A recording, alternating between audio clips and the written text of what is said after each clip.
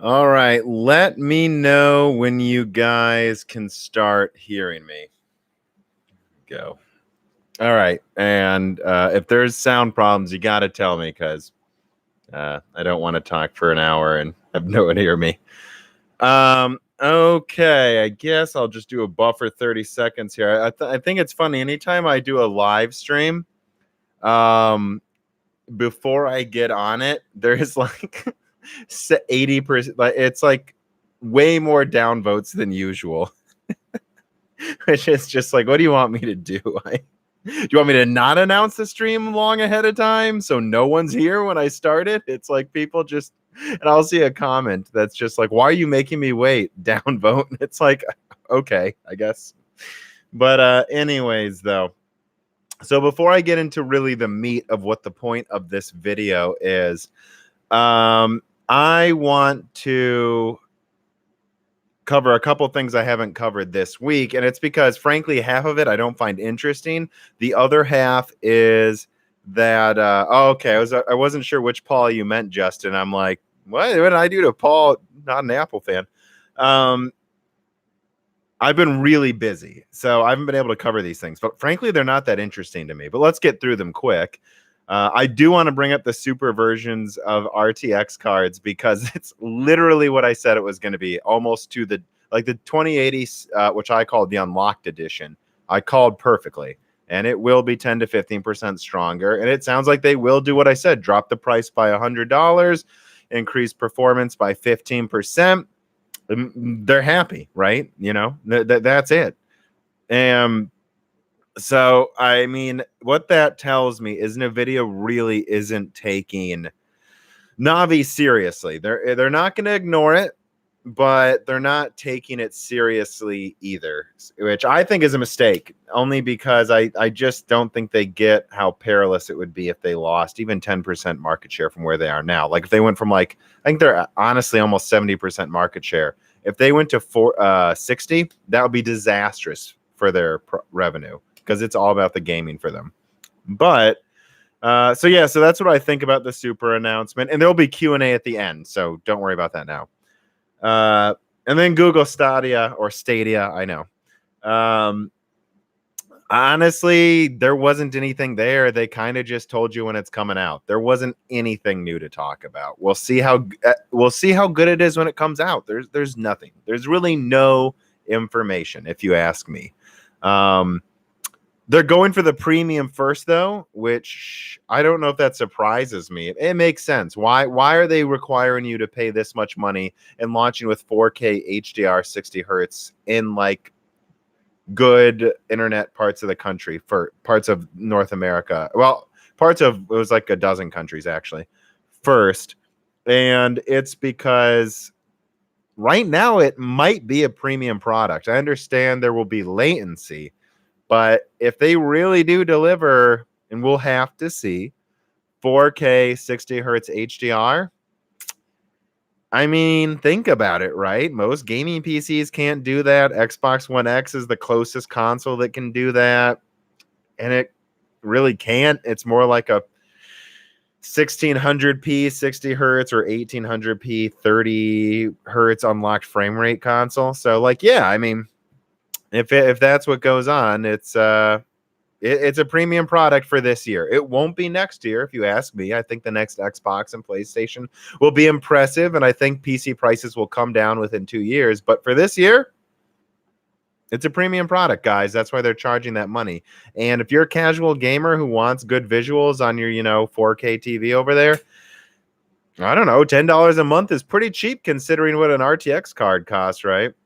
But anyways, so now that I've talked a little bit to try to get as many people on the live stream at first, I'm now going to announce the point of this. I realize I actually am very happy with the podcast art that I chose for Broken Silicon, a PC hardware and gaming podcast that is now out.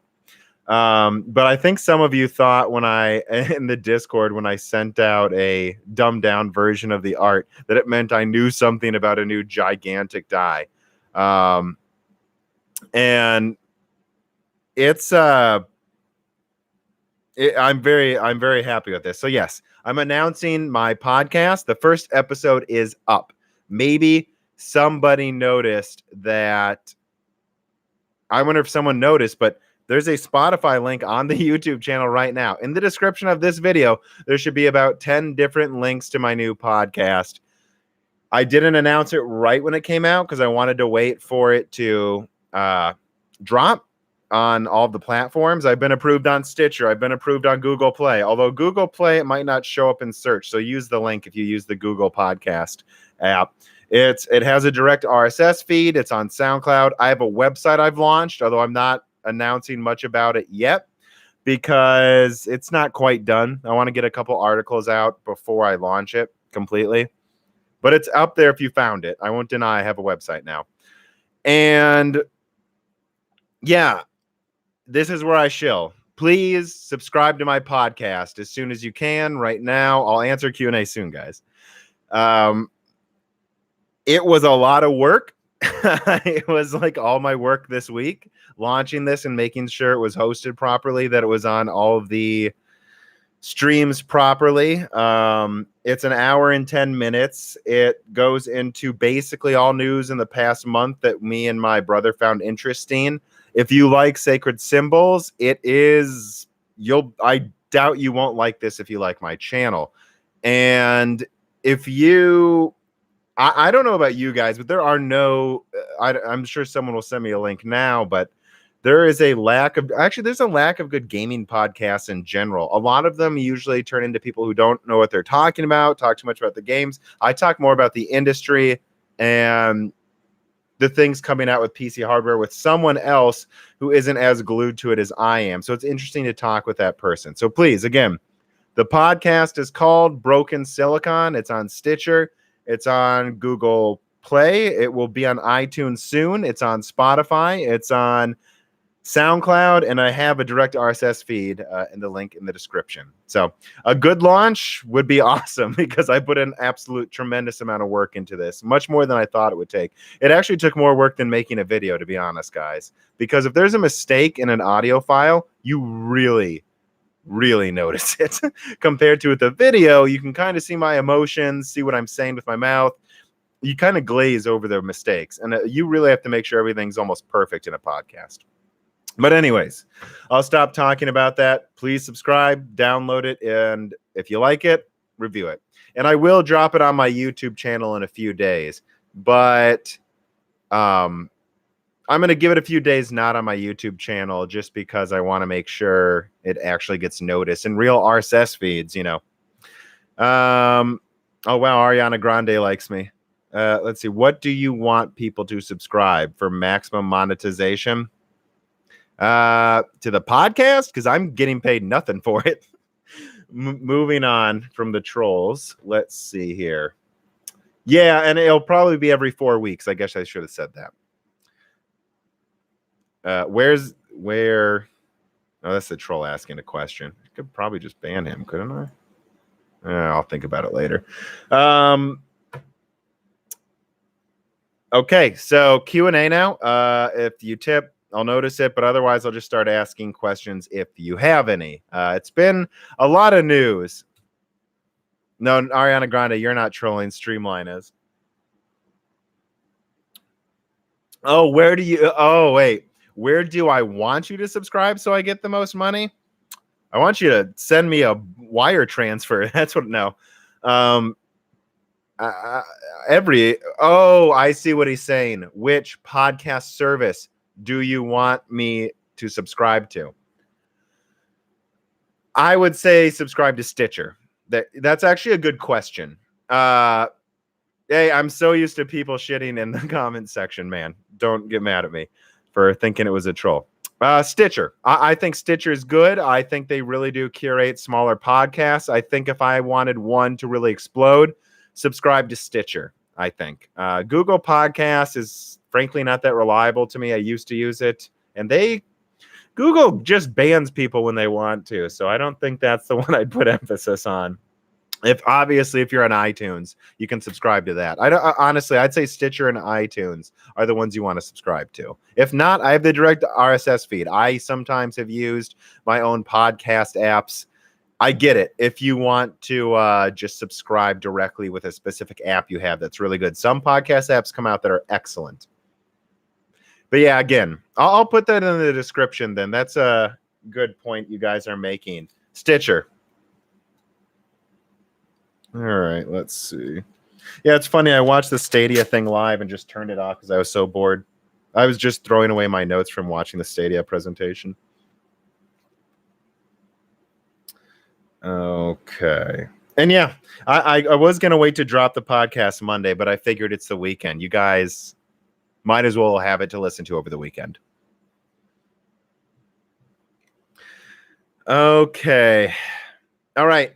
Yeah. So I think I've talked about the podcast enough. If you have questions about the podcast, subjects about it, what I'll go into, you can ask that now. But I'm just going to start asking questions that catch me. Yeah, there will. I saw in rumors that there will be an RTX 2060 Super, but I don't know. Like the 2070 is like 15% stronger, and I talked about that in the podcast with Dan.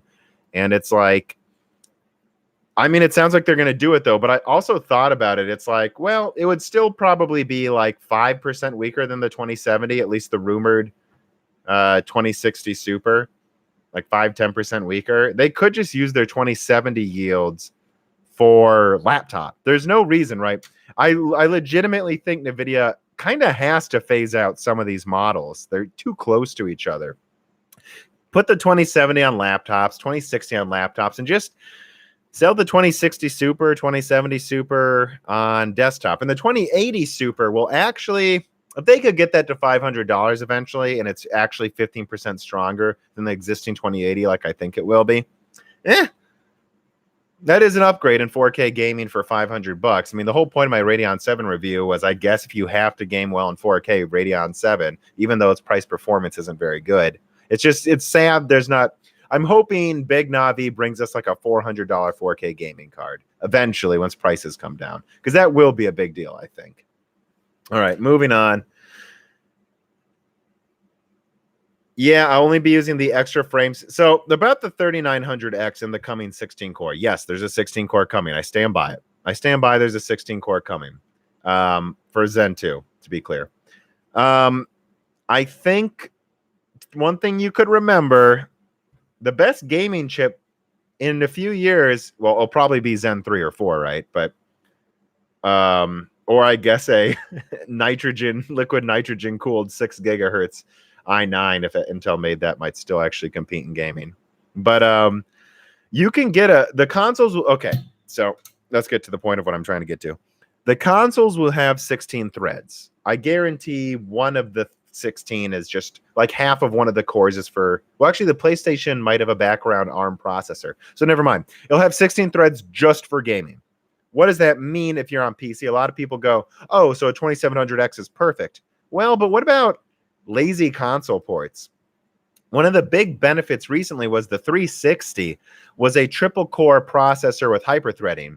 And so if you had a faster clocked i7 with hyperthreading, you had one extra core for the background tasks that the 360 didn't need to worry about. And then you had it clocked usually a gigahertz faster. That makes up for lazy console porting. And having a 16 or 12 core, you could turn off, and I'm not saying this is good price performance, right? But people buy the 9900K, so I'm just bringing this up. You could take the 12 core, disable hyperthreading. That'll benefit. That will perform better, a lot better, for 144 hertz gaming than if you had 8 cores, 16 threads. Maybe not this year or next year, but probably in a few years. It's worth mentioning, if you're a very rich person who wants to blow money, the benefit of the 3900X, if all you do is game on it, would be you turn off hyperthreading, which would also allow you to overclock it more. Then you get that 12 core, 5 gigahertz, ton of cash. That'd be good. All right, I talked about that long enough. Let's see what else is going on. Opinion on Navi die cost. Well, so usually, and this is something I've had to explain to my friends before, usually when you do a die shrink, maybe before this one, the die's actually cheaper. I don't know if it was necessarily true with Pascal, but I think it probably was the same cost. They don't die shrink until it's cheaper to use the newer die, cheaper per performance. So maybe at first they can only make smaller dies, but you can fit twice as many stream processors in the same amount of space. Meaning the yields probably aren't that much worse that it's still not cheaper. Rumors that we've received are that TSMC is up to 70% yields, and that was a few months ago. So that's like for Radeon VII.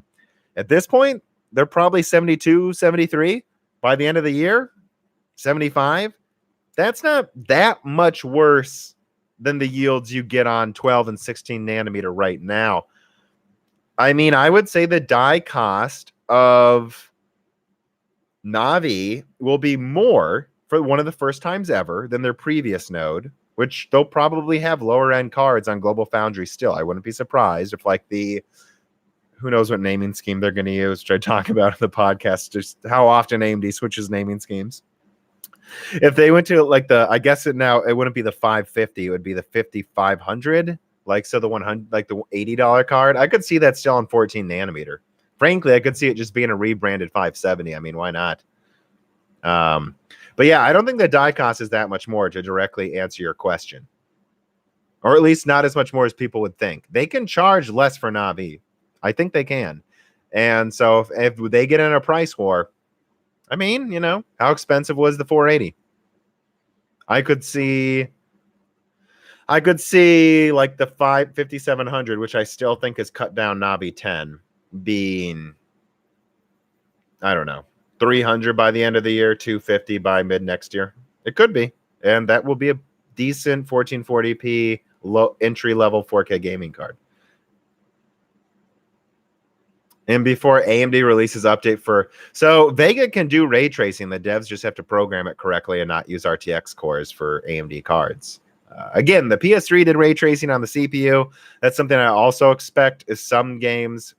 If we move up in core count fast enough, I expect some games to start ray tracing on the processor, especially because I think the next Xbox will use CPU ray tracing. So, I mean, I hope that's where we're going, because it would GPUs are hitting a wall, but ironically, CPUs are getting stronger. And I think Zen 3 could be twice as strong as Zen 2, and Zen 4, there's probably another room for another 50% increase. So in 4 years, CPUs could be 3-4 times stronger than they are right now before Zen 2 comes out. And with that extra performance, it'll be great for non-gaming things. But wouldn't it be cool if games could actually leverage that? What would be so nice about ray tracing on high-end CPUs is if you're on a laptop or a budget gaming build, you can just turn down the lighting. It's not a big deal to you. But if you have a high-end gaming build, now you're not wasting frame times and the GPU on lighting. Now the CPU is doing it. You know, let it work on the rendering of polygons and all of the physics and stuff, and let the CPU, well, it'd probably just make the CPU do physics too. But yeah, I think that would be nice. What's causing the wall on GPUs? I saw a lot of people in my Nvidia video recently shit on me bringing up Amdahl's law. It's not to say that I think it's a hard wall or that will necessarily, I mean, but it's real theory, and we are going to start getting very soon less and less performance per stream processor you add. I think around 7,000. I don't think it's going to be as big a drop off as Cortex said, but I don't think we're going. And I used 8,000 in that video as an example. It could be anything. They could go to 12,000, 20,000, who knows? But there will be a limit where adding more stream processors doesn't help nearly as much anymore. And so that's part of it.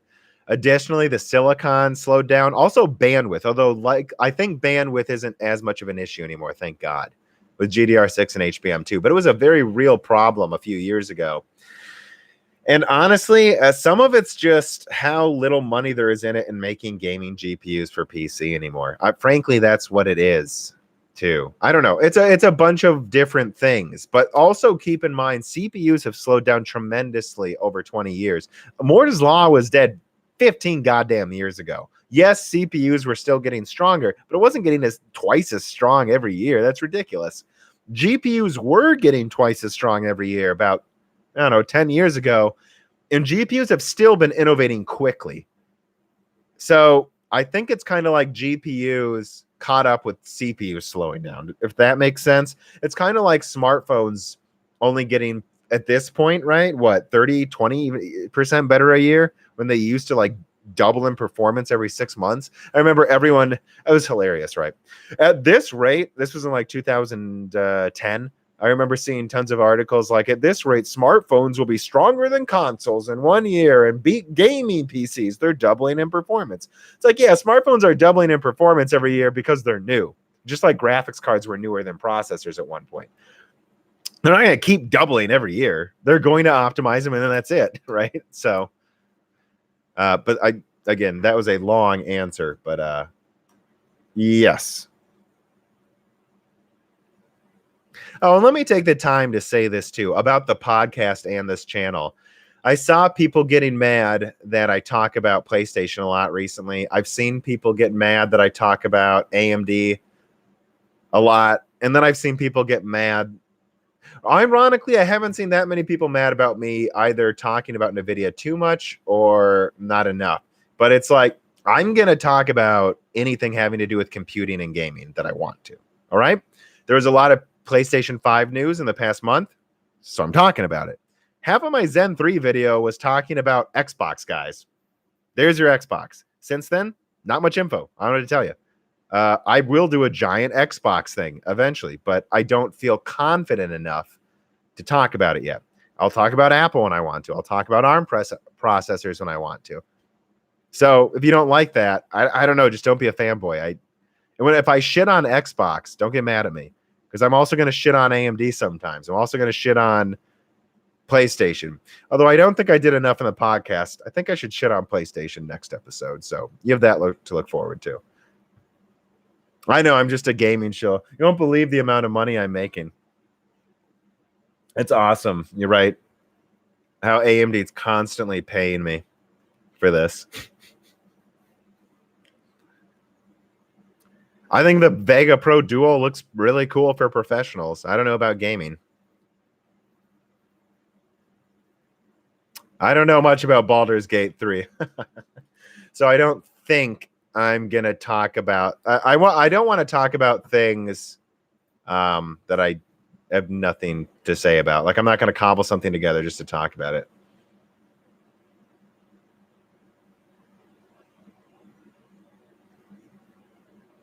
Yeah, someone brought up Red Dead Redemption 2's renderer was made for consoles. Hey, look, guys, Rockstar is a console-first game developer. It's very obvious.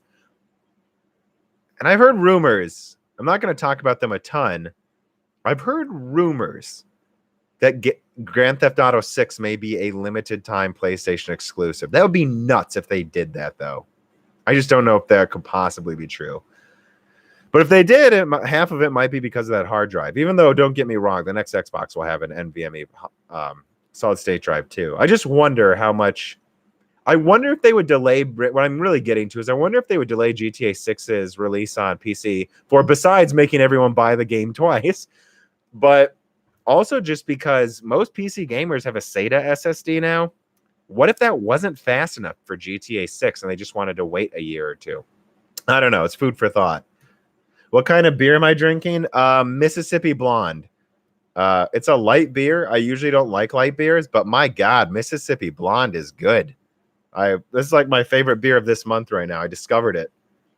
At least where I live, almost said. They sell it at Hy-Vee. Which, if you're in the Midwest, Hy-Vee is kind of a beloved grocery store.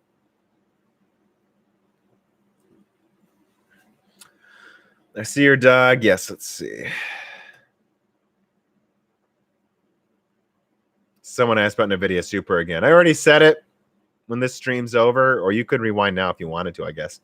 I think Nvidia Super is Nvidia not taking Navi seriously, but knowing it's not going to be a pushover. I guess one thing I forgot to say about Nvidia Super is I really was hoping they would do a full RTX 3000 refresh. I think if they were smart, that's what they would do. Just because you don't want to underestimate your enemy. I don't know. And it would have been more fun. Maybe it's just because I want new cards to look at. But I really feel like they could have increased performance 25% if they just did a full new series on RTX, waited for Navi to come out, launched it in Q4, and just really go for it. I don't think there's cause for them to go all out on 12 nanometer like I hypothesized, a 5,000 Q to core HBM GPU. There's no need for them to do that. They have the market dominance now. But I think they should have done a full refresh that's 10-15% stronger than this. Also, just to think about it, right? The RTX 2000 series got shitty reviews, even though it's powerful. I think a new generation could kind of reboot their image slightly. I don't know. My opinion on what Nvidia should have done. 500-watt card, AMD and Apple design. Already talked about it a little. I think it's cool. It explains why it's so goddamn thick.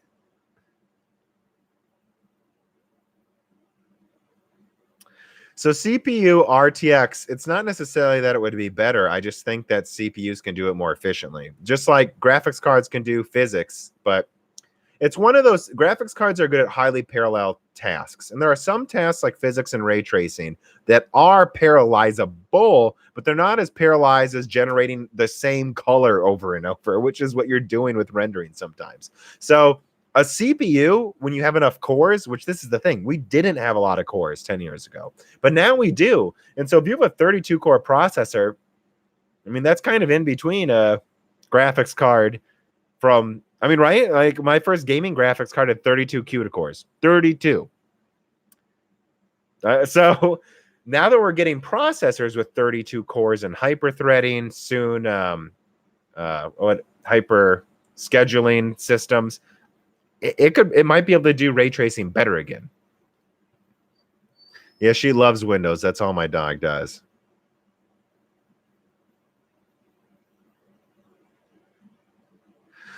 Moore's Law, please answer my question. What is up with X570 proprietary AMD Zen 2 stuff? My understanding from what I've been told actually isn't that AMD is making you buy a new chipset. It's that they were legitimately concerned about some of the motherboards being shitty. And I've seen this before. There's a Bulldozer motherboard or AM3 Plus motherboard that supports PCI 3.0 that Asus made. You can look it up. And it has terrible reviews because it was just completely unreliable, right? And so I think they're like, well, we're not bringing PCIe 4.0 to the last gen because we don't want to worry about this, frankly. I could still see some of the older motherboards getting limited updates, but it's kind of like, why?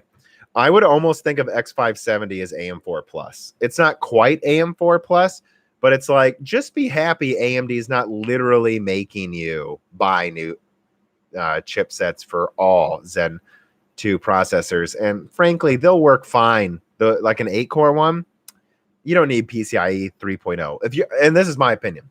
If you're looking at the new 6 or 8 cores, you're not building an all-out build anyways. So do you really care if you lose PCIe 3.0? It would have been nice to get it, to get 4.0, I mean. It would have been nice. But if you're getting like the 3700X for $330, you don't really need PCIe 4.0, do you? I don't know.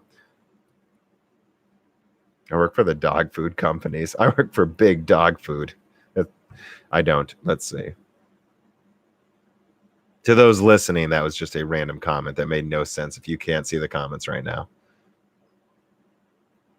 I would sandbag 10% of the performance in Navi.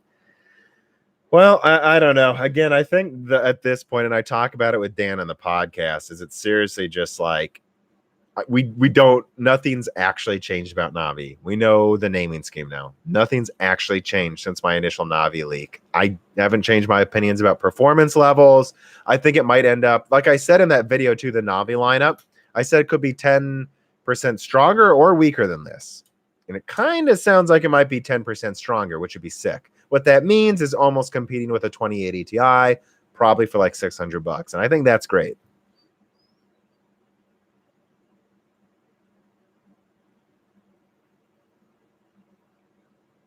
$3,300G. Pretty sure. So the 12 nanometer refresh APUs they're launching now are going to be like 10-20% stronger than the previous ones. How strong will Zen 2 APUs get? Which I think is this person's question here that I'm reading. The Shants. I think, I mean, I'm seeing DDR4 get to like 4,000 megahertz regularly now. By next year, 3600 will be pretty standard. Which, if you think about it, that's getting close to the slower GDR5 speeds. So, no, I think Navi APUs, Navi Zen 2 APUs, and they're rumored to have 20 compute units. Yeah, I think in between 560, 570 within a year or so. Yeah, they could make 150, although they'll probably charge $200 APUs almost. Yeah, as strong as a 570. So, and I could see some of them getting to 580 performance with ultra fast DDR4 and overclocking and crazy stuff, which will be pretty sweet, I think, especially for laptops. Now, if they put HBM on it, which I expect them to eventually, yeah, I don't know. Like, sky's the limit. They can get that thing as strong as the equivalent desktop card, if not slightly stronger. How's my Radeon VII doing? I think it's I'm sorry, I got distracted. I saw another comment. My Radeon 7, it's great. I stick by my review. This is not a card you get for gaming price performance. Now, if you're building a new build and you want good 4K gaming, yeah, I get this over a 2080 Ti. It's not worth the extra money. And it'll probably age better, relatively speaking. I don't know if it'll beat the 2080 Ti ever, but it'll probably age closer. And it's just better at everything. It's quieter, uses a little less energy. I mean, every game will run better, but some games aren't that much better. It's not for someone who wants price performance. If you're building a new 4K build, that's maybe the card to get. But if you're like, it's the replacement of the Vega Frontier, and I'm using it for rendering and stuff, and everything I do, all my workflows are smoother now. It actually means I'm willing to wait till the end of the year to get a new processor chipset too. Not that I necessarily will. It's just like if I hear Threadripper's coming out, I might wait to see what that is before I get Zen 2 on AM4. So, yeah, I don't regret it at all. It's made it rendering faster. Everything's better. It can mine while rendering, and it loses actually less performance than you would think. It's very impressive. Again, it's the Threadripper of graphics cards.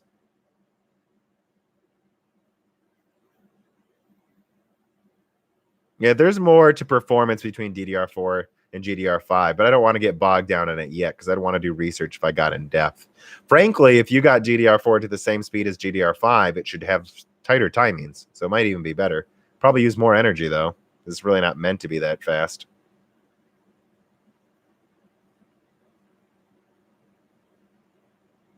I don't have a Twitter,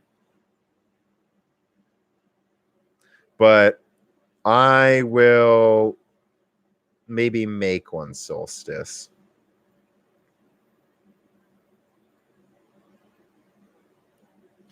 And that is true. I am looking to get a couple sponsors on the podcast. Yeah, let me talk about this too. For those interested in the podcast, I'm not going to just turn into I listen to my stuff to make sure it's good. So if it annoys me, like there was the last live stream I did, someone asked me, what's with the ad flood? And then I looked. It's so annoying, right? Like this is probably going to be an hour stream, I guess, because I like talking to you guys. I expected to do 30 minutes. We're at 34 already. When I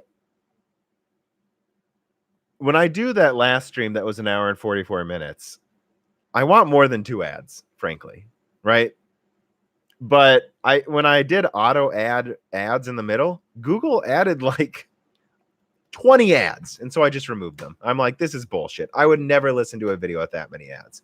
And so when it comes to the podcast, and here's the organization. Once every 4 weeks, which is 13 episodes a year. That's not monthly. That's 13 episodes a year. If the podcast takes off, which that's why I'm asking you to subscribe, bringing it up again. It's on Google Play. It's on Stitcher, which Stitcher is my preferred platform moving forward. It will be on iTunes soon. It's on SoundCloud, Spotify, again, all my information's out there. Um, I don't think you want to do this as often as like Sacred Symbols does, because I think there's plenty of information if all you're doing is talking about game releases, because there's new games every week. But I don't want to talk about PC hardware necessarily for 2 hours every week, because I'm afraid I would get bored of it, right? And I want every episode to be packed with information. But if it takes off, maybe it'll become every other week. And if it really takes off, I think I stick by every other week. And it depends on Dan's schedule, the other person there too, right?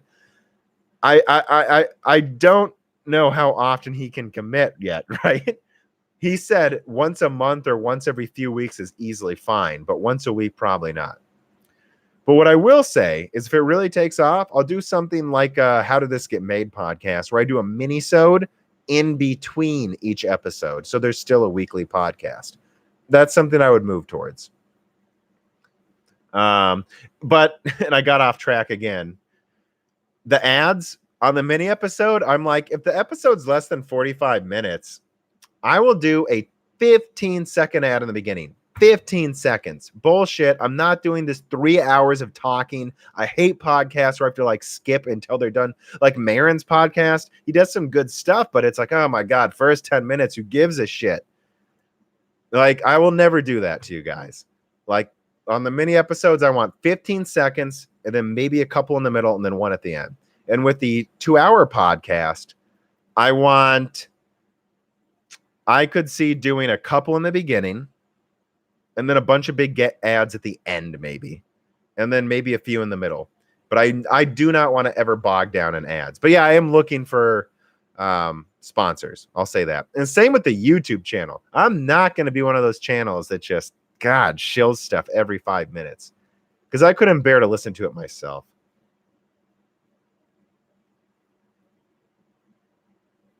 The R9 Fury Nano, someone brought it up, is one of the best graphics card ever made. It's an insane overclocker. An insane overclocker. Clearly the best yields were used with that. I built a system for my cousin for her new PC. And I got the HBM from 500 megahertz to 700. It was real. I verified it in testing. There's more bandwidth in an overclock Vega 64. It's absolutely ridiculous. But yeah. So yeah, I think I have an episode, but not episode, a video coming out, by the way, a revisionist history on the Fury and R9 300 series. I go into what I think AMD should have done with the Fury, because it really was a missed opportunity, if you ask me. All right, I talked about that way long enough.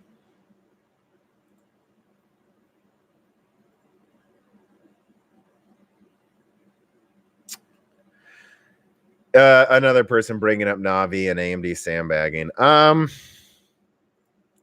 don't know. I think AMD. This pen doesn't work anymore. I think AMD it would behoove them to not show their full cards yet. I agree, but I guess when I say don't assume AMD's sandbagging, it's just I don't want people to get their hopes up and then be let down like Vega. Because Adored's harped on that, and he was right. It was pretty clear in hindsight that Vega wasn't going to be much stronger than a 1080 months before it came out. But yeah, but then they went to hard OCP and did a test where they compared it to the 1080 Ti. So it's like AMD asked for everyone comparing it to that. I mean, I'm not sure which Navi GPUs. I'm guessing there will be one above it and one below it they reveal. But I don't think they're going to go low end yet. They need to clear this Polaris stock. And frankly, someone asked me on the Discord today, if you're building a crazy budget build, 570 is fine. They're not getting better price performance than that card for 1080p for a year. It's $120. And AMD needs to clear stock of those. So I think they'll reveal something. I think they might reveal Navi 12. I hope so, because I think Navi 12, not 10, is actually going to be the killer GPU series that will wipe out the lower mid-range. But yeah, I think they'll show something stronger too. I don't know if they'll do the special edition thing yet, but we'll see.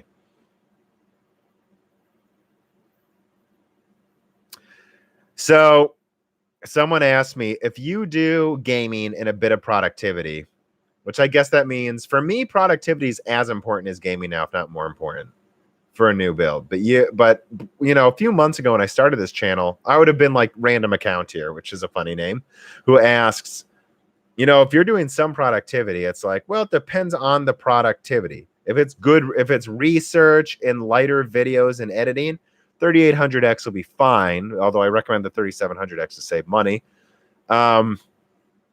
Unless you're gaming 144 hertz. If you are, fastest CPU might be best. But the 3900X, if you're doing productivity, it depends. If it's super heavy, honestly, Threadripper, even the existing ones are still good. But if you're doing, I think 3900X is going to be the strongest gaming CPU. But I do think AMD's sandbagging and waiting to release the 16-core 5 gigahertz. I know it. They're waiting. So that's my only worry is if you're going for an ultra high-end build, you might want to wait for that. I don't know. But then again, I might be wrong. What if AMD buries Intel? Then they see no point in releasing that 16 core. What if they save 16 cores to still use as the entry Threadripper instead of 24 cores? Yeah. I think there's a good chance this gen, by the way, Threadripper will be the best gaming CPU. They almost made it that good with Zen Plus. If you actually look it up, the 2950X trades blows with the 2700X in gaming, especially games that use the cores. But I think Threadripper this time, it looks like they solved latency issues. And think about it, right? If they're already getting 15% higher IPC for gaming on AM4 Zen 2, that's using chiplets. All right, well, that was the weakness with Threadripper before, is the chiplets added a lot of latency. Clearly, they've overcome that with Zen 2. There's no reason the new Threadripper shouldn't be the best gaming CPU. So that's something to keep in mind. At least I'd be surprised if it wasn't, right? It should be. They solved latency, so they should have solved it on Threadripper. Now, if they make some 64 chiplet thing that's just like 64 core chiplet thing that's just like their current 32 core, the 2990 WX, that has like, I guess, island dies that aren't connected to the memory controller directly, those ones won't be as good as gaming. There's no reason they can't make a 32-core ultimate gaming chip. And imagine that too. 32 cores, you turn off hyper-threading. So that's the equivalent of a 16-core, and it's the better yields. That might be the best gaming chip if you have $3,000, I guess, which would be crazy to see that. To imagine 5 years ago, if I were to tell you, AMD will have a 32-core gaming chip for $3,000, and it'll be the best rendering gaming chip just in 5 years. No one would believe you. They'd be like, 32 cores? How? That will use 500 watts. It's like, nah. Zen 2 is impressive, guys. Huh. How do I test input lag on the C9? HGTV says it's 12.8 milliseconds. So I have a quick question for you, Elon Lentile. You say that this website got 12.8 milliseconds. How are they measuring milliseconds, right? Because how monitors advertise it and how it really turns out isn't the same. Like if you go to Linus Tech Tips and they do a latency thing, or Tom's Hardware, it's much more in real world latency than that 1 millisecond they're advertising. So I'm already skeptical of what they're saying, because that's not what I've seen. I've seen instant response times at other people. At other websites that reviewed the LG OLED C9. But additionally, I used so here's how I tested latency, which I haven't made my follow-up OLED review. Sorry, no one seems to care about my monitor. So that's why I haven't made the follow-up. But putting what I did is I don't have a latency tester. So I have a camera though on this phone that takes video at 960 frames a second. 960. So I took this monitor here, which is 144 hertz, 1 millisecond. I put it next to, I unscrewed it from my mount, put it next to that one. And then I hooked my desktop up over there to both the TV and my 1 millisecond hertz monitor at the same time. Then I recorded it at 1,000 frames per second. And even slowed it down and watched which one was moving faster. That's how I tested it. It's not perfectly scientific in terms of what I say my final number is, but you want to know what? It's compared to a 1 millisecond monitor. So here's what I'll tell you. It about tied my 1 millisecond monitor. as far as I could tell. It's instant response times. And again, I've seen some people use machines where they're like, where they say, and I think I said that it's around 1.5 milliseconds as far as I could tell, give or take a millisecond. It's faster than all those $2,000 G-Sync monitors, guys. That's how fast it is. That should answer your question. All right, let's see.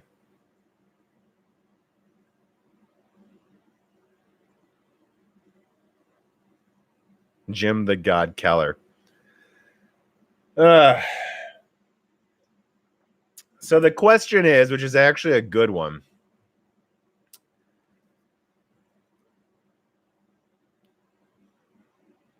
Well, Valkyrie's OLED is a new technology. It isn't the same as the top and the bottom of the screen. It refreshes the whole screen at the same time.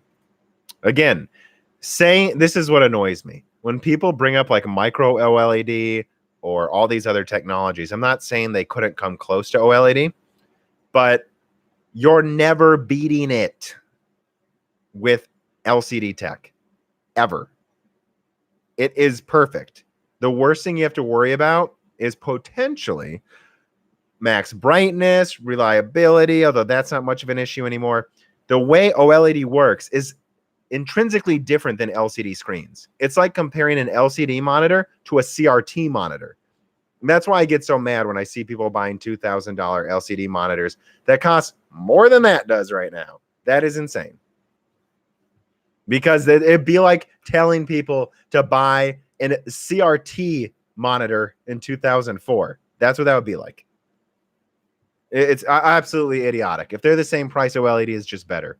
Now, if you want color accuracy, some of the cheaper OLED monitors are probably terrible. But in terms of like response times, contrast, the contrast on that TV is 400,000 to 1. 400,000 to 1. LCD is not getting to that. It is several orders of magnitudes worse. This is new technology, people. All right. Sorry, I don't want to get mad on a rant there, but it's annoying when people, I'm not saying OLED is the only option and there will always be better things in the future, but comparing, I'm going to start telling you guys to buy CRT monitors then, if we're going to talk about, it's, I'm not working for big OLED. I just know what I'm talking about. And I'm not paid by Samsung to tell you they're comparable. They're not comparable.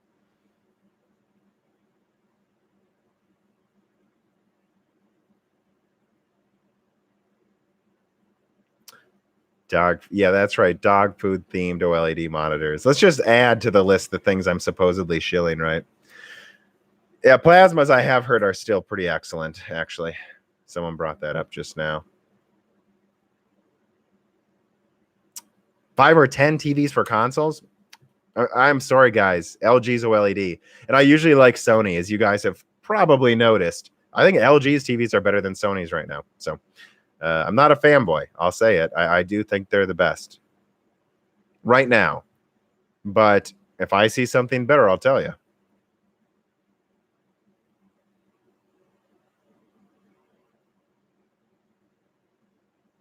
Well, someone here is bringing up, well, LG has the OLED Justin Vistam. So he says he's surprised LG gets like all the OLED credit. And that's because they're using it the most. Like they're clearly betting on OLED. What's so funny though is Sony, I believe, invented OLED. I mean, the Vita had it a decade ago or something. Like not a decade ago. It's like 7 years ago. So the PlayStation Vita had OLED. Like Sony invented it, and then they did like nothing with it for years, and eventually LG caught up, and that's what's so funny. I believe Sharp's investing heavily right now too. Wouldn't be surprised if Sharp was making cheap OLED TVs that are still good. I have a Sharp TV in a couple years.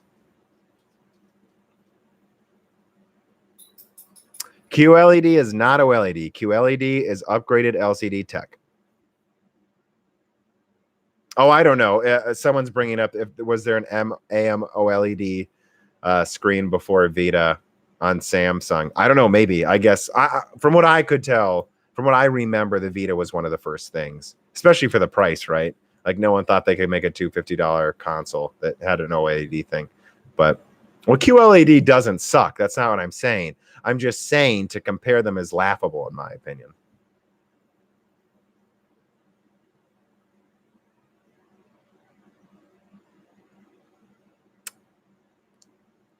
Do I think the chiplet graphics card design is feasible in the future? Thomas Rupp, which I know is one of my best subscribers. You have a shout out in the podcast, Thomas, by the way. All of you net burst people do. I think I think chiplet graphics cards could be possible. And I don't remember if it was you, Thomas, but someone asked me to do a big video on it, and I've just been too busy. I don't want to talk about chiplet-based graphics cards until I do one of those gigantic research videos, which, to be clear, now that I'm doing the podcast, I'm not sure, right? I want to do more content for you guys, especially because I'm growing so quickly and a lot of people are funding me, but I'm going to have to start deciding how many hours in the day, right? Like, it's clear my big videos that you might compare to Adored TV are the most popular, get me the most subscribers, and are easily the best. I'm happiest with my Intel, my Navi video, my Zen 3 video. Those ones are the best. I want to do more of the quality ones, the quality videos. I want to focus on quality and try to get like a good quality video out once a week or so. Maybe one or two smaller videos that are still better than what they used to be every week. And then a lot of the banter stuff saved for end of month live streams in the podcast.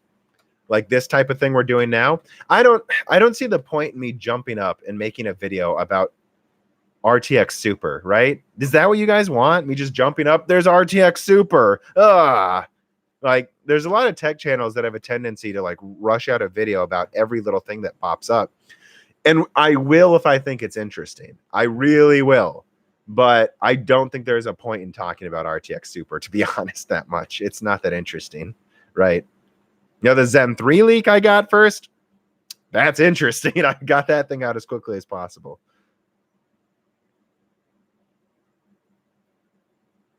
Thank you, Michael Hayes. I think I'm on the right track. I'm just really hoping the podcast does well because I actually want to focus on that a lot. Not more than this channel. Don't get me wrong. But I want that to be a major part of my content. And I think podcasting is more conducive to certain types of subjects. Just joined What's Broken Silicon. It's my new podcast. Links in the description. Go to Stitcher and subscribe. It shows up in Stitcher if you just search Broken Silicon. If you like sacred symbols, very similar to that. Very similar, actually. In fact, I would go as far as to say, if you're subscribed to this channel and like sacred symbols, I'm 100% sure you'll love that podcast I just made.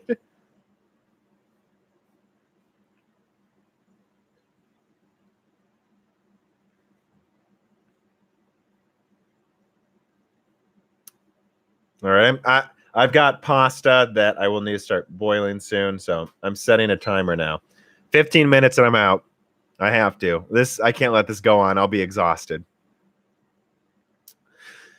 What's the point of podcast?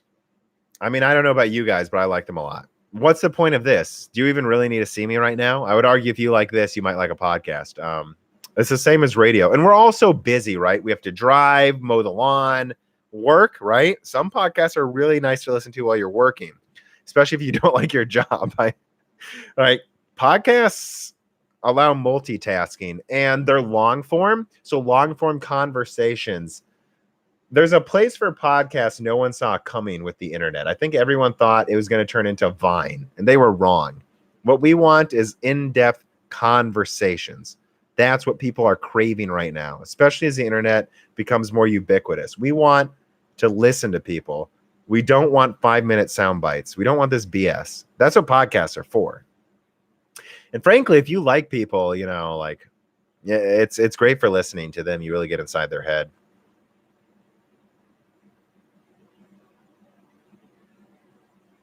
Let's see.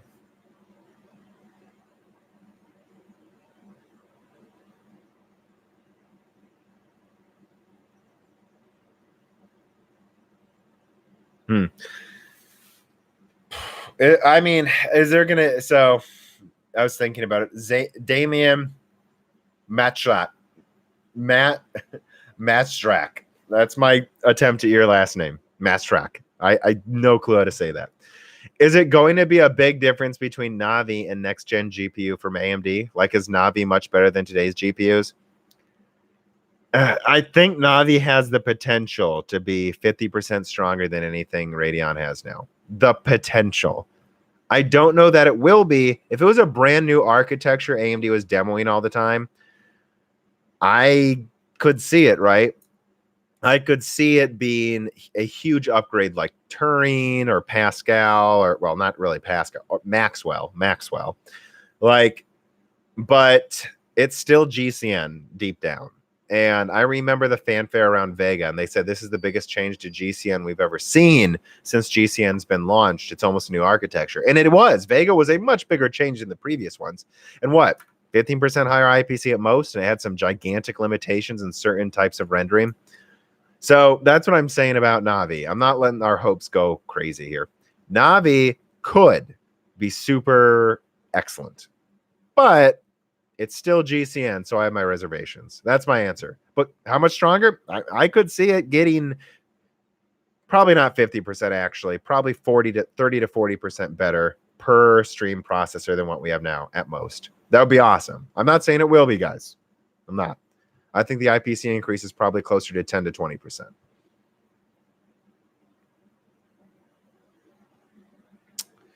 Yeah, so this is a question I want to answer. Steve, speak out and remove all doubt. Asks, do you still believe Threadripper will wait for Zen 3? Not really. Remember, Zen 2 Threadripper was rumored a year ago. Made sense. Then all of a sudden, Zen 3 started coming sooner than we expected. Again, I have details on Zen 3, so it's not that far away, apparently. It's like a year away. I think it would make... I think AMD was like, what's the point? We already got 32 cores on Threadripper. Let's save our chiplets for the PS5 and Xbox. Well, not Xbox. That will be Zen 3.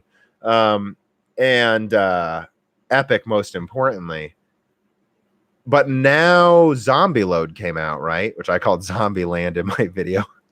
Zombie Load is the worst security vulnerability ever. And AMD didn't plan for that. So I think AMD might launch a new Threadripper now, just because they're going to have more shitty yields, first of all. So that means those four core chiplets that are disabled, but maybe they clock higher than the others. That's perfect for Threadripper. 4 times 4, 16 cores. Same with the 6 cores. The best 6 core yields, 6 times 4, 24 cores. And then 8 core yields, they'll just use the shitty ones. So I think AMD's realizing that they're going to have more shitty yields to get rid of than they thought. And Zen 3 is probably going to be mostly all for server. Like by the time we get to Zen 3, they might need literally all of them for server and laptop. That's it. So I could see them bringing Zen 3 to AM4 and, or should I just call it desktop and HEDT? But that one's going to have to wait longer now. I think that's what's changed. I think they're going to have to wait longer now for Zen 3 to come to us peasants. And unless you're on a laptop, I wouldn't be surprised if Zen 3 was the time they're going to push laptops super hard. Probably, right? That's when they're going to go for it, because it's all about efficiency with that one. So I think that's what they realize, is they want to go for laptop with Zen 3. So they might as well launch Zen 2 on Threadripper now. I could be wrong, obviously, but I'm like 50-50 now. Well, actually, I'm like 55% Zen 2 Threadripper's coming again. I just don't know when. But I still could see them holding it. I don't know. I wish I knew, right? Because I want to build a new system. It's annoying for me. If I knew, I would tell you. But what I will say, one last thing.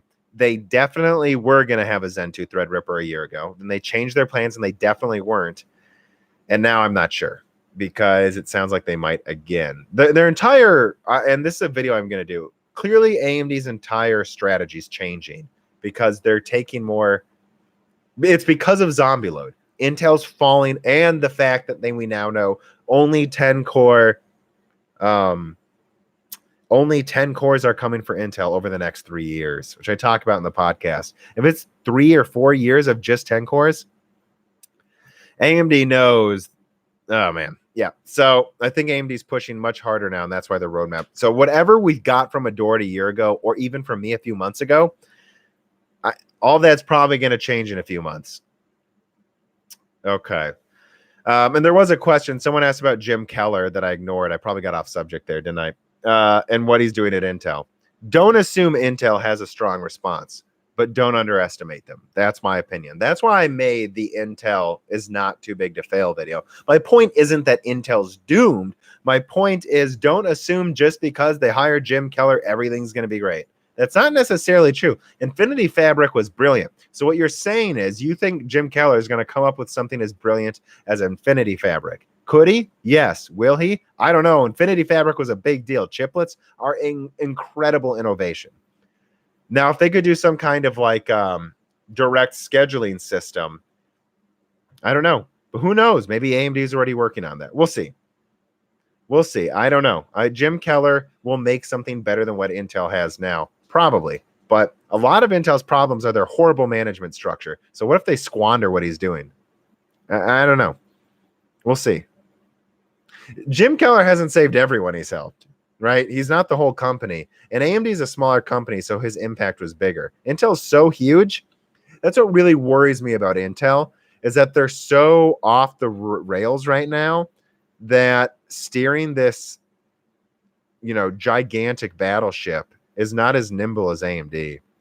I'm worried that Intel won't be able to turn fast enough even with Jim Keller. And I say worried because I don't want them to collapse, guys. A lot of people ask me about Apple. I talk about Apple a little bit in the podcast. There. I think the new Vega looks cool. I think it's for rendering, though, not gaming. Although it will be interesting, right, to see if you could install Windows or just to see gaming benchmarks for Mac games with that. It might be interesting. 12 core for $500 is ridiculous. Is it? That's interesting. Go buy Intel. I'm really annoyed by this, to be honest. AMD is about to crush Intel's $2,000 processors with a $500 processor. If that's not, what do you want? AMD to go out of business? How about if it was free? How about if they give the 12 Core to you for fucking free? How about that? Now would you be happy? It's ridiculous, you guys. AMD is not a charity, but they're still lowering performance much more than, they're still increasing performance per dollar way more than Intel is. My God, guys. I'm sorry. Maybe you didn't mean it again. Jonathan, weren't you the other person I just got mad at before too? There seems to be a disconnect in me understanding what you're trying to say to me. I apologize.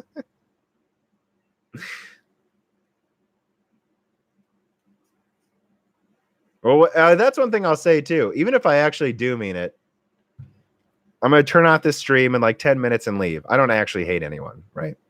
I made that clear.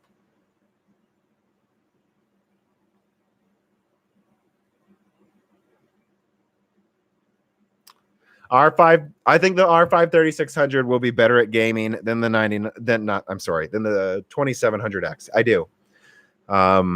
At least in new and current games, because it will have higher IPC. Over time, as we leverage more cores better, maybe it'll be a tie, but no, I think I'll beat it. Yeah. Think about it. Hardware Unboxed a good video comparing the super cheap Zen 1 processors to the Zen Plus ones. And yeah, I know it does, Valkyries. I'm not a dope. Go watch Hardware Box benchmarks. You're the dope. The 2600X beat the 1800X in gaming. Why can't that happen again? IPC helps gaming, guys, and that's not going away.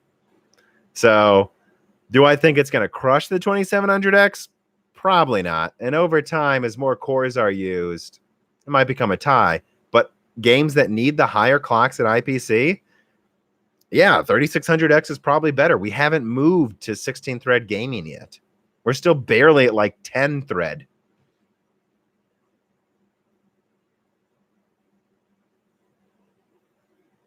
Same price per core, except now they're clocked faster. and have 15% higher IPC and use less energy. Wait for the reviews on Zen 2, guys, also. Let's wait. I don't think they're going to use nearly as much energy as you think. I think just like Zen plus TDP ratings, actual power usage was slightly higher. I think it'll be slightly less than the TDP rating this time. I think. We'll see. Wait for the reviews, though. I think it's going to still be a barnstormer where Zen just crushes everything. And also, frankly, they need as many chiplet yields as they can for Epic. That's why you're seeing some of these prices go up, because they realize they need everything for Epic. Dual GPUs on PCBs, they used to work. I remember when I got into this game, the 4000, the 5000, the 6000 series from AMD, some of Nvidia's graphics cards, Crossfire worked perfectly back then, and it's just not worth it anymore, they've decided. There's no reason it can't work again. Just something needs to change. And I do think it has to do with making it so like DirectX 12 inherently does that. I'm so like, it's like, it doesn't make sense for AMD. I don't want AMD and Nvidia to program games for developers. I don't. Like, I want them to do it themselves. So we need an API that does it for them, I think. I think eventually that's what we're going to have to do. But at least with existing APIs, I wouldn't put any money on it. All right, my timer has 6 minutes left. So that's all I got. If you have a question you really want to ask, tip it now, ask it now. There's probably room for like 3. Knowing how long I rant, it's probably going to be like a few more questions. I've already done this like twice as long as I thought I was going to, as usual.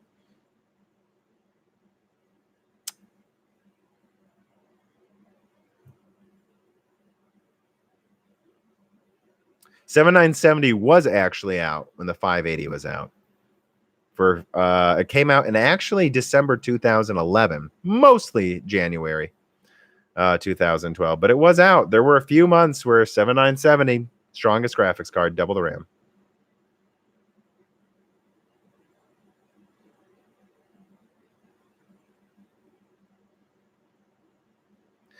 Valkyries, you do a lot of interesting things. You seem to shit on me, but then you also seem to like me a lot. You're in all my live streams. I don't know what's going on with you, to be honest. Again, no one should take anything I say personally. Unless it's Gred Gaming Tech.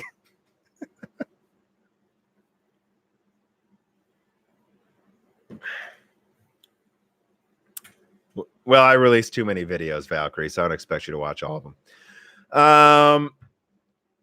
Hold AMD stock or not? This is not financial advice. This is purely for entertainment purposes. You should go listen to economists who crashed the world economy in 2008. Apparently, I have to say that. I think AMD stock has room to go, but it's funny. When it went to $32 the first time, I sold half of it because I knew it was going to crash down to 20, and I was right. I think I'm pretty good at trading now. I still make plenty of screw. The bet, and I'll say this just completely off subject. The greatest thing you could learn if you wanted to trade cryptocurrencies or stocks is knowing that you're not usually, is knowing that you're wrong a lot. Knowing when to admit you're wrong and sell. I don't think AMD's done, though. And having said that, there will be pullbacks. But actually, AMD, and again, I don't do a trading channel. I could. I have some pretty complex charts. I've got a premium trading view. AMD just broke out of an ascending triangle. And the last time they did this, they increased in price by like 50%. I'm not saying they're going to. I don't think they will. But there's no reason AMD stock can't go higher. There will be corrections. It's like, look, AMD is just kind of a good company to own over the next few years. When it peaks, sell a few. When it drops, buy a few. Just kind of recommend doing that. I see no reason why you would sell all your stock right now, though, except that they don't pay a dividend. So if you know something about another company, right, there are other stocks. It doesn't just need to be AMD. Having said that, I've called all of my AMD calls perfectly. And in fact, it's made me sell a lot of my other stuff because I'm tired of losing money on half of my other trades when I should just probably be investing in a few things I know well. Especially because I do all of this stuff. I don't have time to trade, frankly. Like a problem with trading is if you wanted to be a good trader, it's like, you really do need to pay attention. If everyone could just get rich trading on off hours, everyone would be rich, guys. Right. It takes a lot of work, like anything where you make money. And I don't have time for that. So, yeah. Take what I say with a grain of salt. Is it worth mining? I don't know. Technically, it is right now. I don't know if it's worth building giant mining rigs. I mean, your energy would have to be very cheap. If your energy is free, yeah, of course it's worth mining. Turn it on while you're sleeping. You're fine. But I don't know that I would scale up huge mining rigs yet. Then again, it looks like we're clearly hitting a new Bitcoin bull run, and I really didn't think we would this soon. Really. I really didn't. You can watch my Bitcoin analysis video. I really didn't. But yeah, I think there will be a crash to around between 4,000 and 5,500 in the next 2 months. And then after that, as usual, Bitcoin's going up faster than I thought it would. And I'm like super optimistic about it. So we'll see.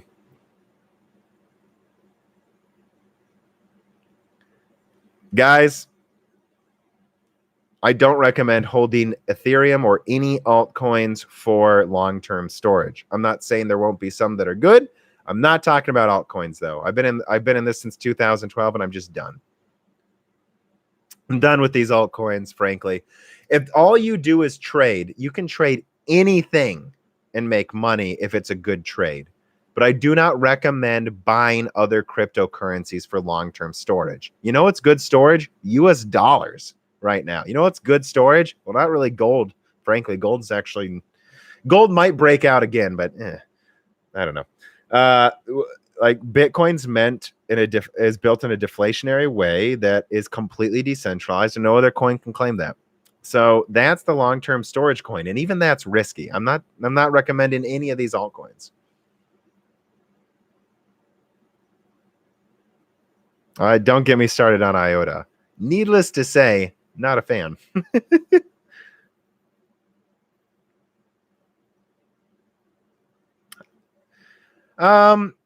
Someone asked me how I know what I know about things, and it's like I've just listened to the podcast. I talk about it. I'm just always been good at research. Also, you'll like my brother Dan a lot. He's not exactly like me either. It's not just like two Toms talking. All right, timer's almost up. Any last minute questions here? I'm not seeing a feed. Hopefully this didn't freeze.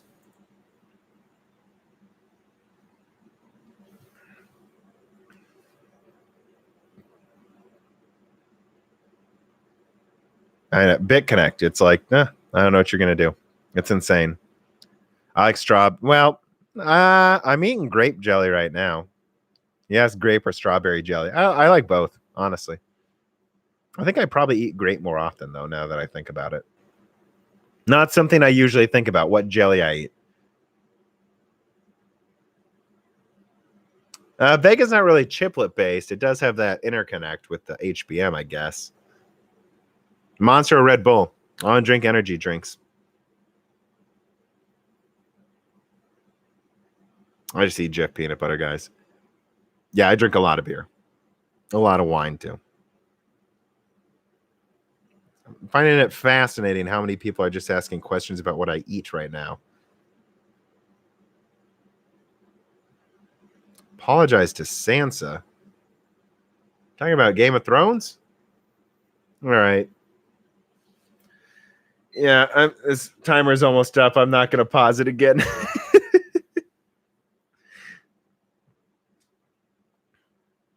I will say this. Speak out and remove all doubt. The cost of CO2 isn't as much as you think.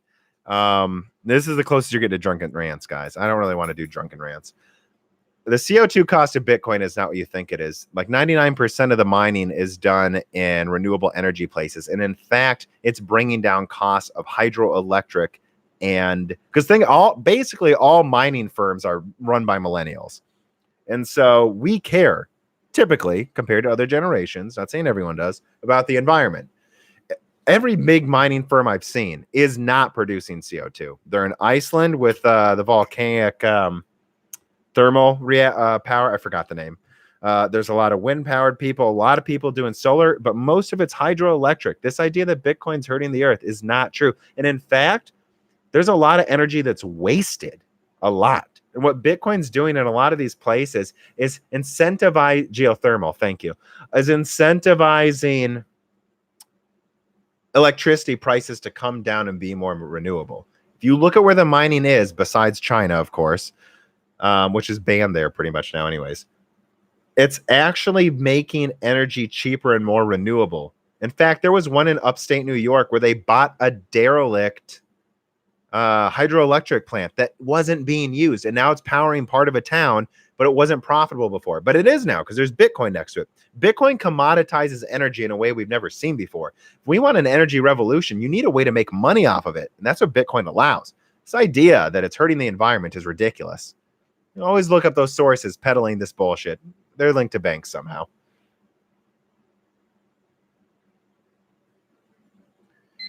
The IOTA style model is, look, IOTA fell apart from a 20% attack half a year ago. 20%. View control, 20% of the network. It crashed it. It's a completely centralized coin. No. I don't want to dwell on that too much more. The IOTA coordinator. It's run by a server in some guy's house. It's not a cryptocurrency, guys. Sorry. How do I mine Bitcoin? You buy a miner and they're crazy expensive. I don't know. Never roll your own crypto. This guy knows, probably follows a lot of the same people. Jimmy Song's pretty great, right? Let's see.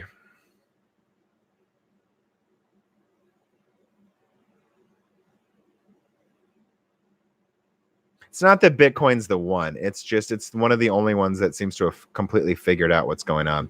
One of my first articles for my website will be about, it's titled 6 Fundamentals You Must Understand to Not Misunderstand Bitcoin. And I was going to be a short article, but it's becoming crazy long because I want a good Bitcoin article that's there to tell you what you have to not be confused by to even talk about Bitcoin. Because I think a lot of people don't even know how to talk about it. Frankly, there's so much misinformation out there. I'll say this about Bitcoin. Google Federal Reserve part of the government or Federal Reserve private company. It's not part of the U.S. government, guys. It's a private company that makes our money. I didn't know that until someone told me. And then you Google it and you're like, oh. Then you remember this Henry Ford quote that says, if anyone actually knew how our banking systems work, there'd be a revolution overnight. Well, it took 10 years, but yeah. All right. I think the timer's almost up. Yeah, when I start ranting about Bitcoin, it's time for me to shut up. Frankly, I saw someone sent me, I guess last thing, someone sent me some information for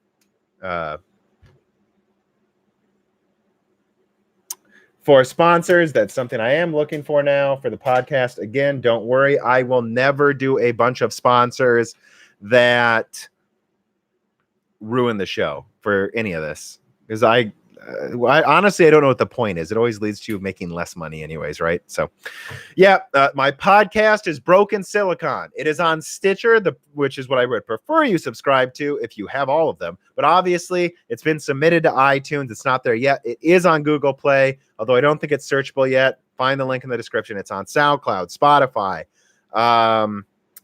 and I will add it to YouTube eventually. But right now, I want you guys to subscribe to it on the channels. That's what I want. And yeah, remember the reader mail if you're a Patreon subscriber. That's there. That's what I'm using for the podcast questions. And we sell grape jelly. I guess I'll take a grape jelly sponsor.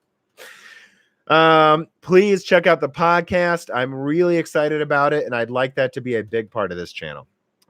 Thank you. I will enjoy my pasta. All right.